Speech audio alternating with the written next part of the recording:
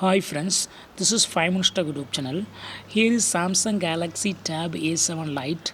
In this video, you will learn how you can add extra floating shutter button in your tablet Samsung Galaxy Tab A7 Lite.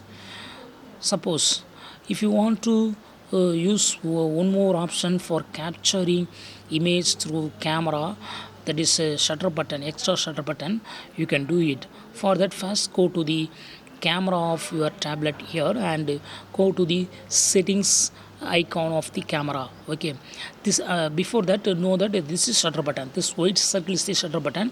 If you tap on it, image will be captured and you can take photos and videos. For videos, just tap here and you can shoot using this shutter button. Okay, so if you want to have extra shutter button, suppose if you want to place one shutter button here or here or here or here, just you can do it.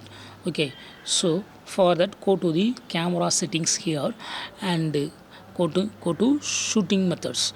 Then there will be one option, floating shutter button. Just turn on this button, so you will have extra shutter button and you can move anywhere on the screen. Okay, you can move that extra shutter button anywhere on the screen, so that you can fix it at the convenient place. Go back and you will see the extra shutter button.